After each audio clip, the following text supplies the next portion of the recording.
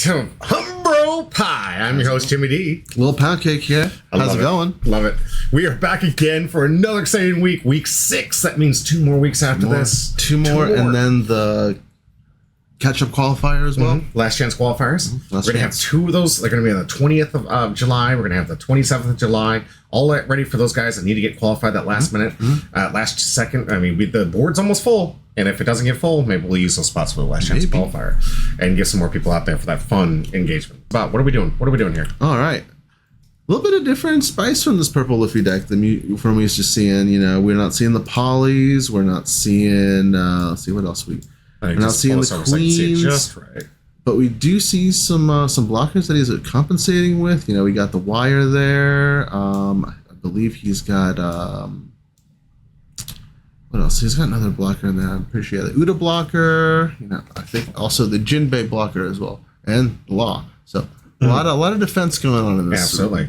And obviously, I know a little number 2 about that. Law. Yeah. I played myself some. Oh, he got the dream. And we have some good top end here. We have your Huse's Kid to let you get up 1K extra on the offense and defense.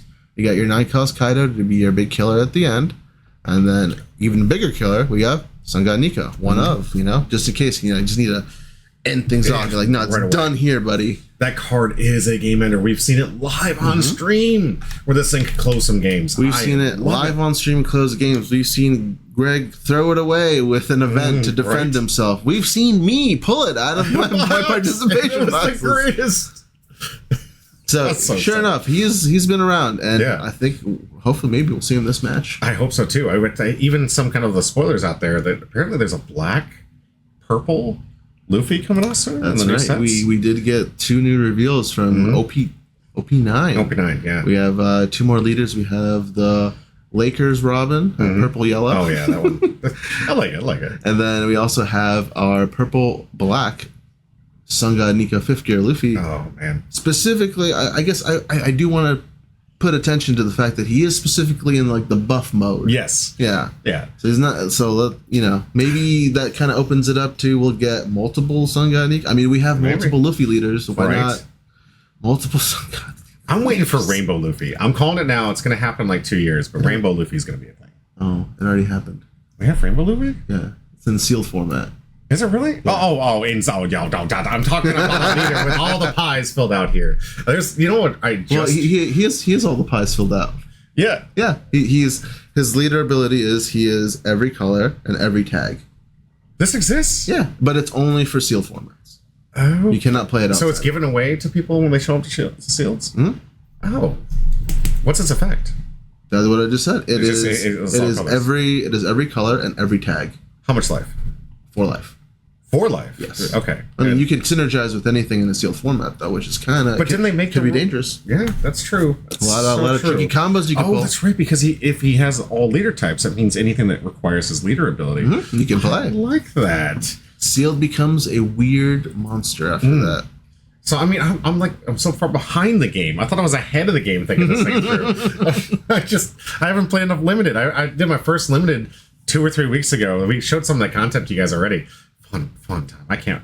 We got to do some more limited events. And speaking of new events, I know we keep divulging away from Divine Lotus's beautiful artwork here. Yeah, I know. It's such a good deck, yeah. We do have some polls going out there in the One Piece chat in the LifeLink Games.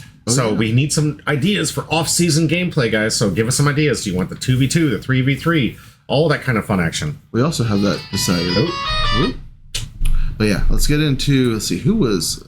We got Gecko Moria with Marcus and Gecko Roma. Really, Gecko Moria trying to showcase this off. I know that Midnight was on a similar list here too. And I got some interesting feedback from this list. I was like, "Yo, Marcus, what list did you play on Tuesday?" And I think I must have caught him when he was waking up or something because he just responded with 2 words: Jeff Deck. And I was like, "What?"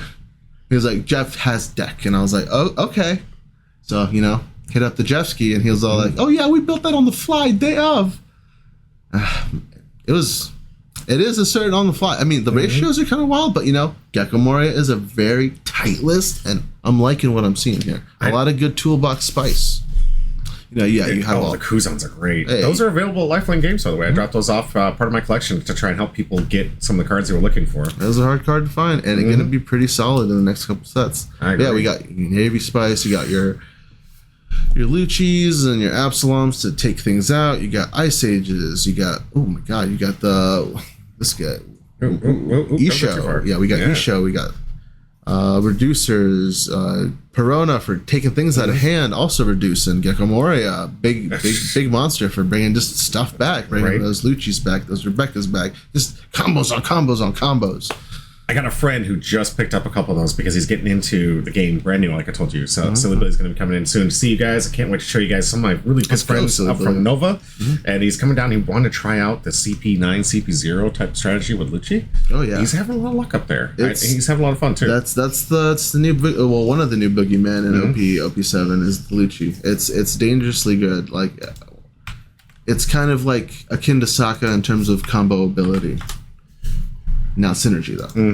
Let's get the gameplay, shall we? All those good feelings. Let's see some hurt going on. Right? All right, with the roll off. Marcus with his awesome hands, Divine Lotus, well manicured. Ooh, with the 12. He's like, nah. Knocking it down. It's like, you got a good number? Nah, not as good as me. So interesting to hear. We got Purple Luffy. We got Gecko. Who wants it? He wins the die roll. Does he take the draw? Does he take the play? It's tough because knowing that Gecko Moria is going to come out on 8, probably want to take the play. That way Marcus has to play on the odd curve. Ah, okay. To force him out there. Okay. Yeah. But at the same time, Marcus is fine on either one. You know, by turn 2, he's going to leader ability and, bring something out for free. Ideally, a Perona to take some cards out of hand, This Gecko deck is just, it's so nasty. Is it really? But it's had since OP6 to kind of develop. A lot of people have kind of figured it out. The sauce is out there. It's been solved. It's been the quote unquote boogeyman. Yeah, right. But now, how is it? Do you feel? And I mean, obviously, we might be able to see it later. I don't know, but maybe Gecko Moria against the RP Law. Do you think it's got some spice to be able to tackle that? Maybe I feel like the Law just has it because, again, Law has all those tools to make those 5Ks easily down to the 5 or 6, back down to the 3K where he wants to be able to bottom deck it. And Gecko Moria really only being able to develop one body at a time, maybe 2 with leader effect, getting one of those bottom decked. You hate to see that with Moria because he wants things to go to the garbage so you can keep taking out. Absolutely. Getting it bottom deck sucks. Yeah, so it's almost like a direct counter. Kind of, yeah. It looks like Divine Lotus took the draw here and wanted to get that in, did exactly what you just suggested. Wants to take Marcus off that Moria as smart play from Divine Lotus there. Well done. Obviously, the first turn they can't do attacks, right? I accidentally looked at life and it was like, shuffle that deck back. Oh, okay. All right. No worries. Yeah. It happens. Yeah. You're playing the game. Sometimes you fumble around, but at least nothing illegal happened or anything. Yeah. Looks like we got a ramp here. Is that what we just saw? We got the leader ramp. So Divine probably going to play a big old 5 cost out. Try to get some big old heft on the board. Absolutely. Give Marcus something big and tough to kind of whittle down to do the effects and get cards in a hand. Make him really think. Now, is there a requirement to get this ramp? Is it has to be a 3 life? Or so was it 0-3 or I forget what if there is a requirement to life, but he does have to take a life in order to ramp. So that Gecko Moria just like as soon as he swung, he was like, "Yes, I'll take it. I'll take it." All right, we got a blocker set up, the Uda blocker. Okay, that's really good. 6 to lead, and Marcus taking it. So is a Gecko trying to do a lot of stuff early game, or is it really trying to play the big late game stuff? You could do stuff as early as right now. He could if he had the plays in hand, Marcus could have done stuff as early as turn 2. That 3 Dawn, 1 Dawn on his leader, attack for 6, throw away a card, activate his leader ability to mill 2 cards, pull a Thriller Bar card from the trash and play it. Like he's doing right now. Yeah. Except he's swinging for a big 8. Wow. He's getting that Hogback back. Unfortunately, the Hogback can't really get anything back. Its on playability is it can bring back I believe a 4 cost or less Thriller Bar character from the graveyard to your hand. Okay, but it couldn't bring anything this turn. Yeah, unfortunately, all he has is Lucci and a brand new in there, which are Navy cards. Yes. That's one of the harder problems when you're dealing with these. You want to play the black on color, but you have so many different types here, and not a big pool yet. I think all we have so far is we have Navy, Ex-Navy, Thriller Bark, Dust Rosa, some Celestial Dragons, CP stuff.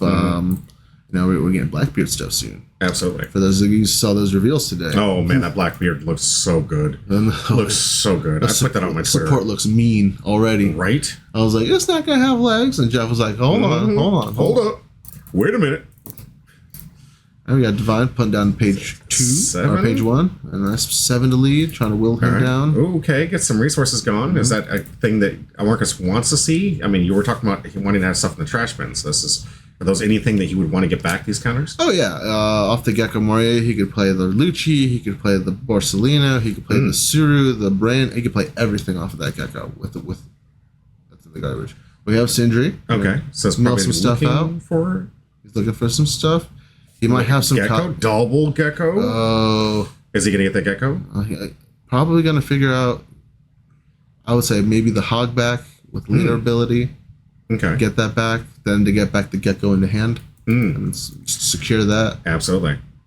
And Mark is already showing off like, I got the double hit Gecko because I think he was digging for it. And, like, and the Hogback. Oh, so we got an answer to the blocker, right? So we're limiting. Yeah, we're reducing stuff. So Ice Age, pretty broken card for one. I think it was -5. Ooh, wow. To the cost. Yeah. So anything coming in for that 0 cost kill just instantly gone. When it looks like that's what's going to happen, we're milling, and then I think that Absalom is going to come out to take out that Uda. All right. Because Uda is down to nothing right now. And this is before he has to defend? Yes. Excellent. Before he has to defend the 6. No option to block. No option. No option to block. But I believe... No, and no on block because Uda's effect isn't on block to -1 Dawn and rest of 4 cost or less. But Divine Lotus not getting the ability to do that. That makes sense here. We got an 7K? 7K to life, really stressing the hand. All right. So we're just we're sitting at 9 Dawn. 8 or 9. Oh, 9 because he ramped. That's right. 9 Dawn. Coming back from Purple Luffy, Divine Lotus. Page 1. See if he comes up with one of those massive hits. It's a tough board we're looking at here, Only hit him for 1 life at this point, so he's got to get something on the board. Ooh, I like this. We're doing the ulti page 1 combo. I like some more bodies on board. All right. Bunch of 6K swinger or 5K and 6K swingers. Giving Marcus that much more of a harder time. Like, what are you going to take out? You going to take out everything? Yeah, use your hand. Sure, why not? Hey, and we have a wire blocker. Okay, this is a blocker too. Playing safe. Safe. Good call. I like that. So we're going to just add 1 Dawn for 5K or 6K, excuse me. 6K, where are we going? To life. You got to whittle it down. Yeah. These big 5 life leaders, Well, this Gecko actually takes a lot of resources from hand, doesn't it? Oh, interesting. I didn't see a swing from the page 1 that could swing. Yeah, very interesting. No, I don't see why you wouldn't, Maybe he thought it was still summoning sick, maybe? It's what we call it in Magic's Gathering. Unless it has rush. I don't think so. It's been sitting on there for a bit now. Yeah. Maybe he didn't want it to get attacked? Maybe, but you always run the risk of it just getting popped by Gecko's effects. So we got a 5K to 5K getting an easy one. Divine says what was I thinking? Oh, okay. Yeah, just in the tank. Just in the tank sometimes. Sometimes you get pressured, bro. It happens. ZK Knight says the more Moria from 07 will be good to use, and I put a couple on the Moria deck since I banish a card and then return cards from the trash to gain power. Yeah. Yeah. Yes. Absolutely. I think it's going to be pretty good. I like it. Yeah, a big old frog Moria. I love Moria Seasons of Play because this is about the most action this man gets anymore.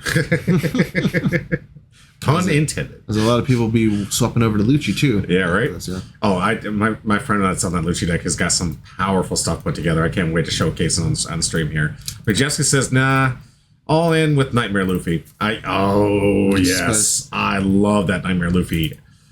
Pulled one, trade one immediately because I wasn't building the deck. I wanted to make sure you guys got your cards, but... we have...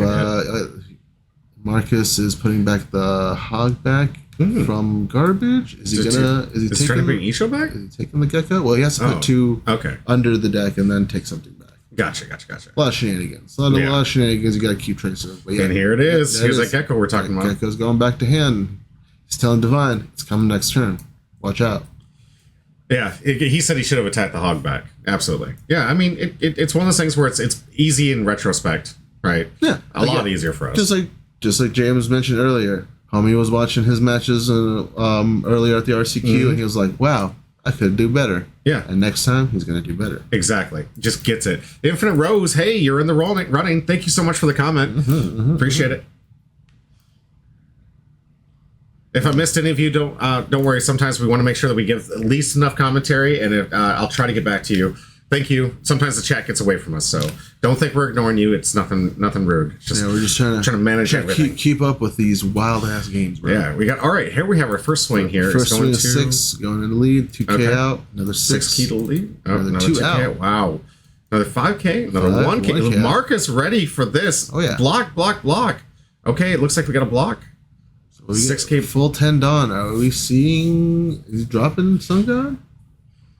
Oh yeah, it's terribly fun. Yeah. Combo decks always fun. And so okay, yeah, he was taking the extra turn, but I love this play, but at the same time, that you really want your opponent to be done like 1 or 2. Oh yeah. Life left to actually knock this thing out. I think Divine just kind of. He went for because he knew maybe seeing the paint on the wall, like you know what, this is the best play I got. He wanted to see it. And does the Luffy ramp help here? Because I know that the red purple Luffy helps me ramp back up here. So only if he takes that last line. All right, 12K. I don't think Marcus has an answer for that one. He had a lot of answers. 5K. Did he draw a counter? Nope, taking it. Okay, man. If he had one more turn. Unfortunately, after all that. One more turn, one more body, 10 more Dawn. I see so many misplays, dude. Honestly, that's exactly why we do this. We want you not to shame you or put anything on you. We want you to improve your gameplay, and the best way to do that is to rewatch these gameplays. That's why I love you guys coming out here, rewatching some of your gameplays and maybe learning from these. Because I wanted to do that my whole life, where I wanted to replay some of the games I played so I could think about it more rationally. Like, how do I improve my gameplay? And this is how you do it. You either watch people, and I'll tell you, they say smart people learn from their own mistakes. Geniuses learn from the mistakes of others. And I want you out there to be doing the same thing. Be the smart and be the genius. Oh, just not. Yeah, he saw the right just like you said. You kind of, you get so many bodies. 777. It's that Ivankov math, baby. Right. You're stressing that hand. Like, yeah, you don't have enough. You definitely don't have enough. I'm gonna get through. And I could see that Divine just saw the writing on the wall there. So many big attackers he didn't have. Like, his hand just did not have the answers here. So he knew one big swing or 2 big divided swings were just going to take that game away from him. No. Divine, I think, probably had to answer board a little bit earlier. You know, trying to get, because again, he can bring a body out, an extra body out every turn, but it's got summoning sickness, so you don't have to deal with it initially. Yeah, and see, Lotus is learning from here. He knows that if he would have taken that swing a little bit earlier, gotten these things out the board, started doing the cleanup on that board, probably would have been in a better position. Yeah, could have stressed Marcus's hand a little bit more with those big 6s, keep asking for those 2Ks, stuff like that. Hey, who knows? It could have been different. It could have been. We don't know. But what's great is you can see different lines. And I've learned this, and you can correct me if I'm wrong, but a lot of these decks, you have to play a little bit differently than you think your deck should be playing. Like, so in certain decks, say if I'm going to go up against a yellow deck, if my deck is trying to set up like this Gecko Moria big wide board here, I still think it's more wise to go as fast as possible and hit the life as quick as possible to get those triggers out of the way before life comes from you, so then they don't get those at 3 life, what's her name, trigger? 3, like, yeah. Kikinoja? Kikinoja, something like that, Yeah, so in my opinion, even though your deck is really trying to like go kind of like set up my board to get this really nice array, maybe for Gecko, I think it would be wiser against a yellow deck to hit that life as much as possible and as soon as possible and make sure that they can't block out of it, because you're trying to get those triggers out of the way. And there's nothing more devastating than seeing a beige that turns your entire turn off in a random way. Obviously, it doesn't. It usually does when it hits. Your entire strategy is just blown out of the water. Yeah, because usually, most of these games end up, as you've seen, like if I don't make it this turn, I'm dying next one. Exactly. So like, you kind of calculate, all these 3 have to hit. All these 2 hits have to hit. I gotta hit all these hits. And if one of them gets just nullified, it's just completely done. No question. So, whoa! Hey, hooray! We did our sub goal! Thank you! Ooh. Thank you! Hey. Mortgage, I don't see a comment out there, man. If you want to get one of these awesome packs, there's a potential $1,750 or $1,700 card in here. And just all you gotta do is just say, hey. Hey, we got another Roskalenko. I haven't seen you yet. Just sweet, yeah. That's one of my buddies. Hit it in here. Hey, man. All you gotta do is just say hey in the chat. You can win a prize. You get yourself a prize. We get some amazing content. You could get Andrew a new obsession. Yeah, right. Haro Blade, same thing, guys. Just say hi. I appreciate it. Thank you, LifeLink, for that push. Meeting our goals, Summoner. Yes. Only 2 bars left to fill. Right. Let's go. 6 more followers out there. I don't know if all of you guys are followers, but if you could, I'd really appreciate it. Help us get those 2 different goals, and we do have a follower giveaway. We have more follower giveaways. That's right. This is a mystery even to us. Yes, I don't even know what this is going to be. Ashnox, I haven't seen you. Just say hey. That's all you need to do. Just say hey. Say hi.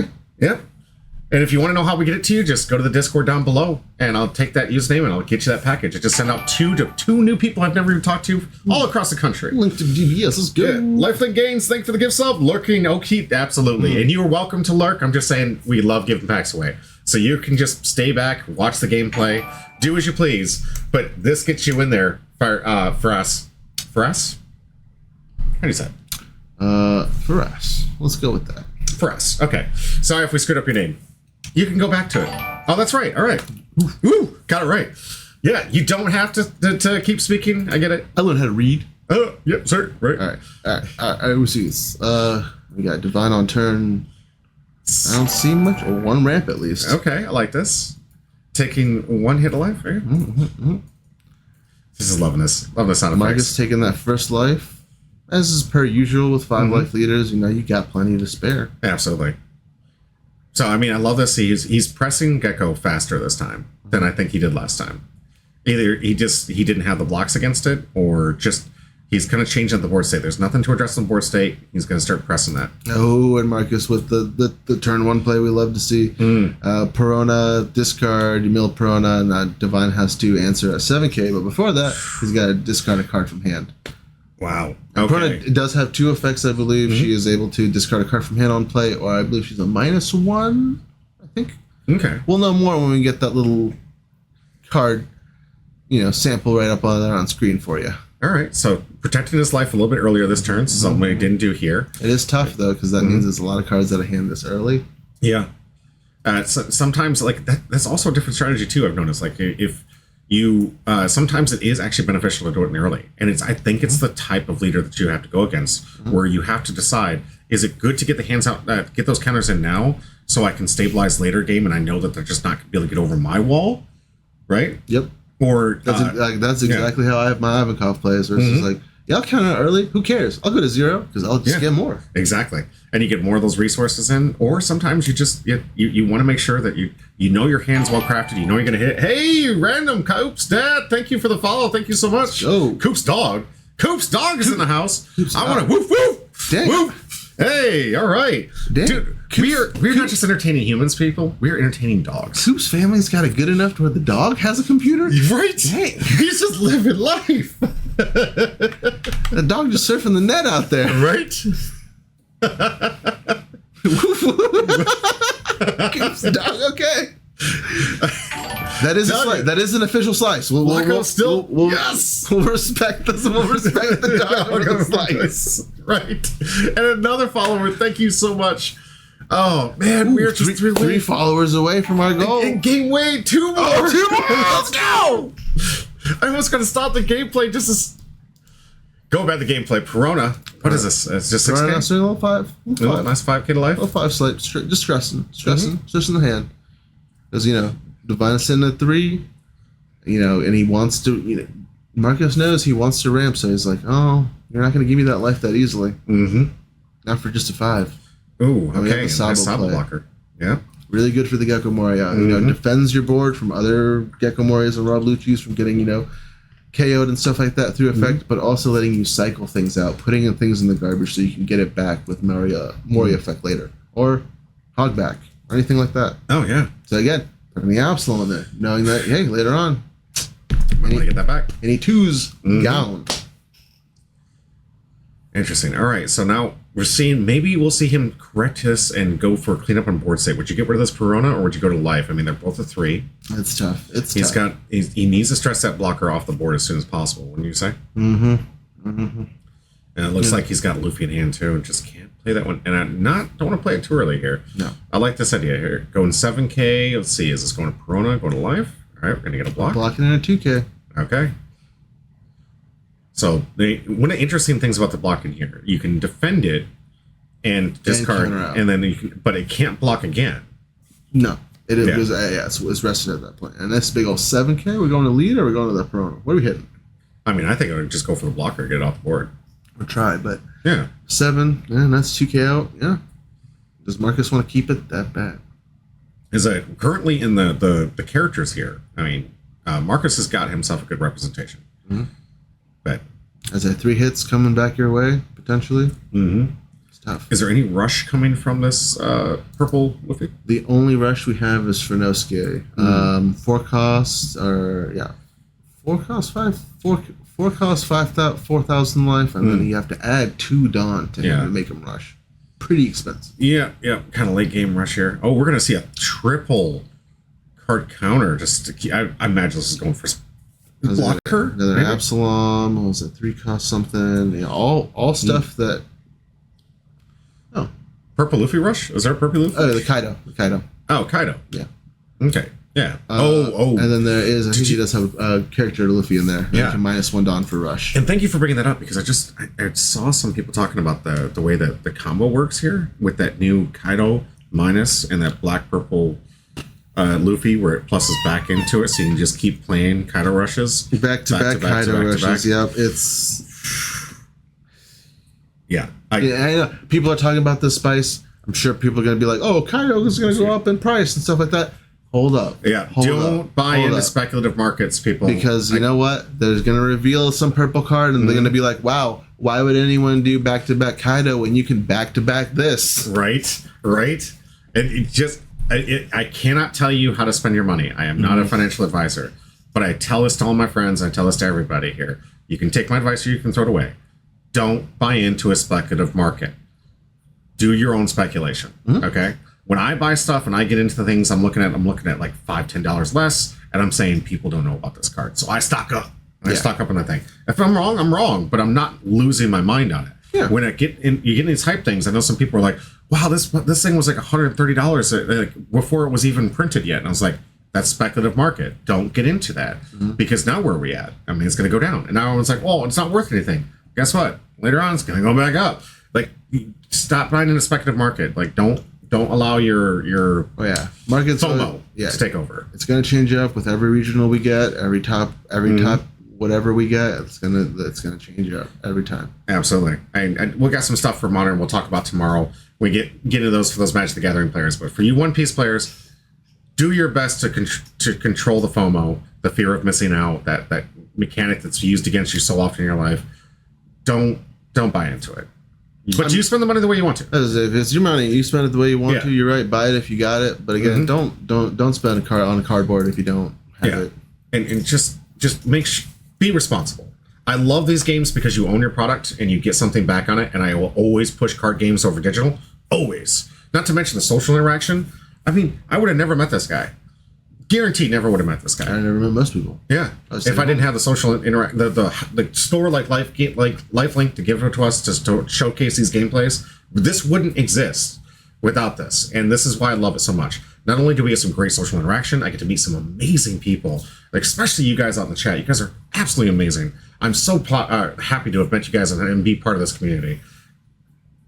Own your product, though. Own your product. And don't fall for FOMO.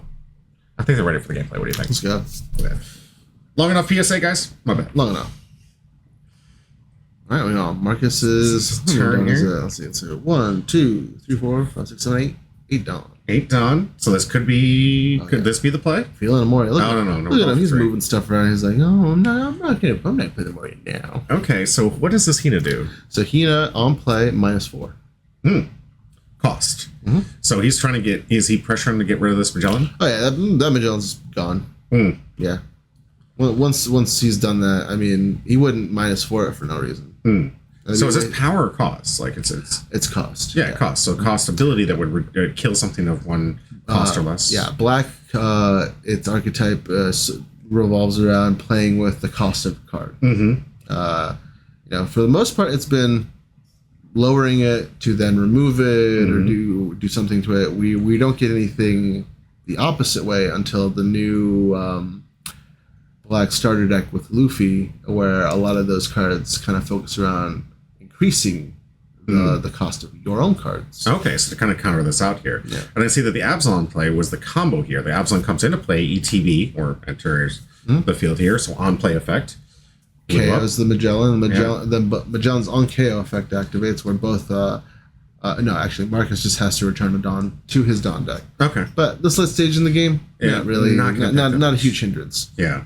And now we see Marcus in the lead now in the board state here. He has at least all 4 good attackers. All 4 good attackers, and or 3 good attackers and a solid blocker. Yes. Wow. Against not much of a board from Divine's side. But Sabo is poppable now. It's been a turn since he's been dropped, so there we go. All right, we got ourselves a kid. We got ourselves a kid blocker. Nice 5-drop. 5-drop. Its ability is if any Dawn is returned to the Dawn deck, you get to return 1 Dawn as active. All right, so we had a 7K to life. He's just going to take it. Fair square up board, leaving 1 Dawn open. Ooh. All right, so is this purple deck got a 1 Dawn counter? Yes, Divine runs Blast Breath, which is for 1 Dawn. You can return 1 Dawn to the Dawn deck, and you get it's plus 4K. 4K. Yeah, block. It's one of those 1 cost big 4K blocks with a stipulation. Okay. We're trading the Dawn, of course. So kind of de-ramping a ramp deck. So yeah, we're Marcus forcing the hand. What are we gonna bring back? Is it Perona? You're gonna eliminate some cards out of hand? Yeah, it is. Yeah. Like, give me something out of there. I'm gonna stress this hand. Give me that blocker. Oh, there goes that new Luffy. Yeah, but he had to because it doesn't have any counter effect. And he doesn't want to give anything away. So if you discard that, at least you're saying, hey.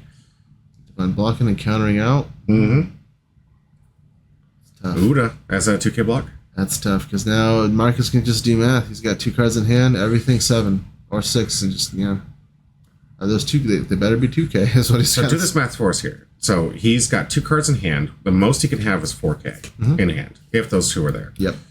So to get and stress the hand, you throw 7s and 7s and 7s. Yeah. Because that's at least 2K, 2 hands on a card. Absolutely. If you throw 6, he can be 2K. So throwing 2 Dawn on top of the Absalon, throwing 1 Dawn on that Sabo. That'd be the most stressful. I was just going 5K to life. Okay.